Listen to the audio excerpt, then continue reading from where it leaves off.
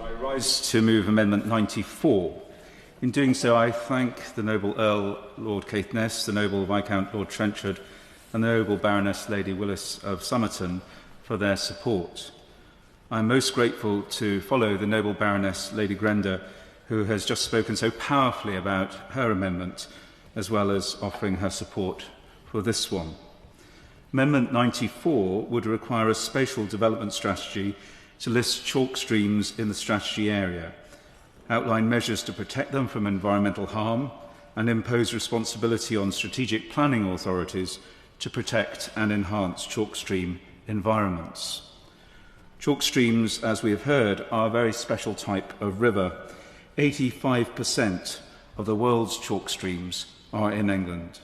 They're fed primarily by spring water from the chalk aquifer, not rain, which means that they have clear, cold water and very stable flows. These globally rare habitats are found in a broad sweep from Yorkshire and the Lincolnshire Wolds through Norfolk, the Chilterns, Hampshire and Dorset. The Bure, Glaven, Wensum, Test, Itchen and Meon are river names that come to mind, flowing as they do through the tapestry of English history and in our literature, such as the River Pang-based Wind in the Willows. They are rich in minerals, especially calcium, and this base-rich environment supports a very distinctive and rich ecology. No wonder this amendment, and a similar one in the other place, has received such positive support, including at your Lordship's committee. What it seeks to do is such an obvious thing. For what we love, we should desire to protect.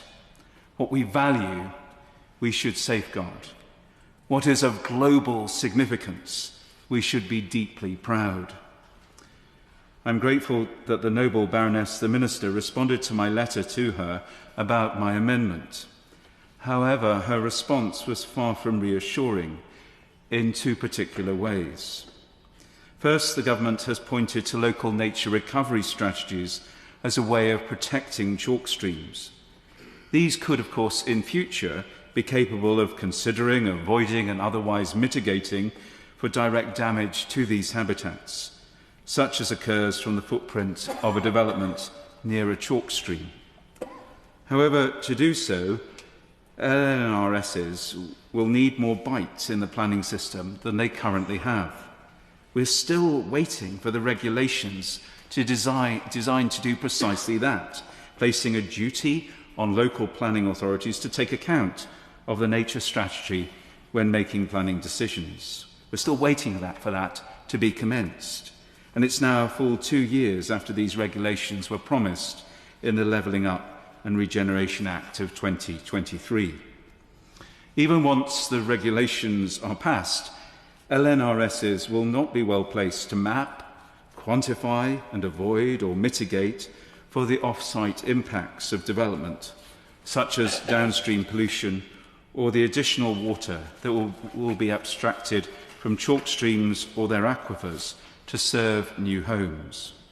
These very real threats to our chalk streams over areas much larger than are covered by strategies cannot be addressed by LNRSs.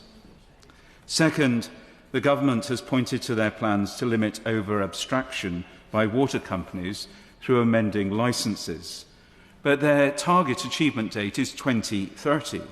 This could take far too long, be far too late for many threatened chalk streams. The current abstraction situation is grave. Water companies are not sourcing their water from chalk streams within sustainable limits. The catchment-based approach, Chalk Stream Annual Review 2024-2025, quite a mouthful of a title, published last week, reports that a third of chalk streams do not have healthy flow regimes. This CABA report also highlights additional water bodies where, despite flows being classed as compliant overall, abstraction can cause significant local impacts in parts of the watercourse. For example, in the River Loddon, upstream areas are impacted by abstraction, but because of wastewater discharge downstream of them, flows at the assessment point are classed as compliant. If over-abstraction occurs for a sustained period upstream, the whole chalk stream could well dry out. In light of the growing and urgent challenges facing our chalk streams, we cannot afford, my lords, to wait for LNRSs to have more planning bite, and for 2030, when the abstraction licence amendments come into effect. We need, I would suggest, my lords, Amendment 94, so that spatial development strategies are equipped to enable planning authorities to direct development away from areas where development footprints, pollution and over-abstraction could sound the death knell for declining chalk streams. I will certainly listen to the noble Baroness, the Minister's response, with care. However, if this amendment continues to secure wide support, I will look to test the opinion of the House. I beg to move.